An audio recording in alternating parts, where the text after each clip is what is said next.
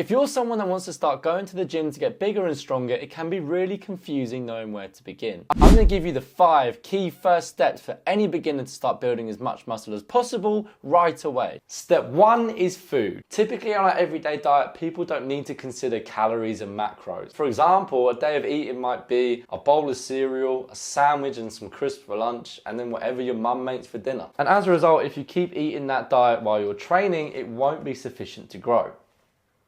This is because in order to grow muscle, we need to have enough fuel in our body to effectively push us to train hard in the sessions, but also to help us to rebuild and to grow afterwards. The focus will be overall calories and protein intake. Carbs and fats are good, but they're not as important to us right now. To begin with, use a calorie calculator and calculate your maintenance calories, aka the amount of calories that you need to have on a daily basis to stay the same weight. Within that total maintenance calories, we want to prioritize some of them for protein intake. And how we calculate that is by doing 1.5 times your body weight in kilograms. This is going to be the bare minimum amount of protein that you need to start growing. That'll be my protein target for the day, and I can make up the rest of my calories using carbs and fats. The key foods that are going to help you hit this target are going to be meat, poultry, fish. There's a long list of examples of foods which you can consume which are high in protein. As you progress, you can gradually bump up the calories and protein over time. But don't worry about going mental right from the start. All you need to do is build a base of consistency. Which brings us to point 2, and how to be consistent in your training. Typically there's just a focus around what muscle groups you're going to train and what exercises you're going to do, but I think we need to take a step back because this will all depend on your schedule. Put it this way, the plan that you do if you can go to the gym 3 times a week versus if you can go 5 are going to be 2 very different things. The absolute foundation of building muscle is consistency, the compounding effect of doing the same thing over and over again. One of the most common problems for beginners is feeling the need to be in the gym 6 or 7 days a week and overcommitting. And in reality, they go maybe 3 or 4 times a week. And as a result, so much winds up getting skipped and you start to lack that consistency, which is so key to building the muscle in the first place. Be realistic with yourself and start from there. You can make some great progress on only 3 days a week. Okay, well, should I have a rest day between those sessions? In the early stages, you're going to be quite sore after each workout. So by having a rest day in between, it gives you the best opportunity to be recovered and ready to go the next time. But that being said, if you don't have that time and you do need to go a couple of days back to back, it's absolutely fine. It's just less optimal. Soon I'm going to share a very easy structure which I utilize to ensure I'm progressing pretty much every week without really having to think about it. Also, let us know in the comments if there's any other key points which helped you when you were starting out. Now we know what days we're going to go to the gym. What should we do in these sessions? In an ideal world, we want to do enough so that we can effectively hit each muscle group twice per week, as this is best for hypertrophy and muscle building. And as a general rule of thumb, if you aim for 10 working sets per muscle group per week, this will set you up with a good foundation. And how many reps should you do? There's no hard or fast rule, but if you fall anywhere between 6 and 15 reps, then you should be covered. And I would spread these different rep ranges across various exercises. The key things that we want to focus on in every session is 1,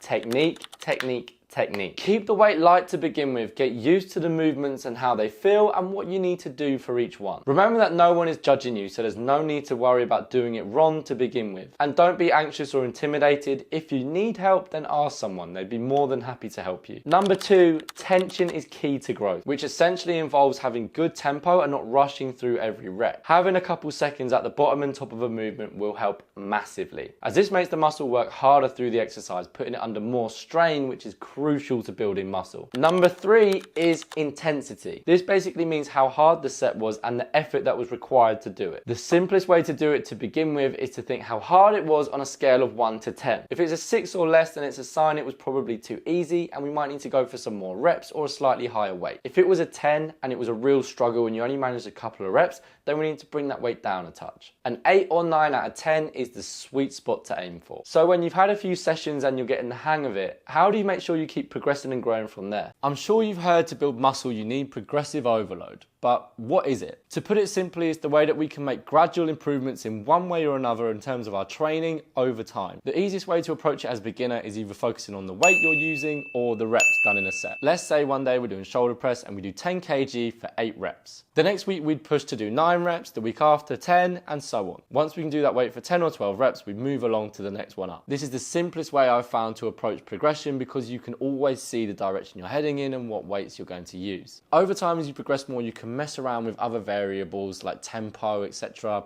For now, this is the easiest place to start. Getting started in the gym can be really intimidating. So just focusing on the process to start with can make it easier to go. For example, just going to the gym 3 times a week, hitting 3 sets per exercise, hitting a daily protein target. If there are days that you feel less motivated, then think to yourself, why don't I feel so motivated today? Am I more tired? Did I not sleep well last night? Am I nervous about something in particular? Take the time to understand what might be the root cause of why you don't want to go. Once you have identified it, you can rationalize it and find a way to push past. The better you get at that process will make you less likely to skip sessions, which will build your consistency, which will help your progress, and that in itself will feed your motivation to keep going. Remember, these things take time and it's always going to be a fluctuating scale. There will be plenty of days where you don't fancy it, but pushing yourself to do something rather than nothing will really help, and you'll look back and be thankful that you did it. Finally, step 6 is supplements. You might be thinking that you've seen all your favorite bodybuilders and fitness influencers online taking and promoting all kinds of different supplements. But which ones do you need? To put it simply, you don't need any. The benefits you would get from having a supplement you can already get from your diet. Make sure it's high protein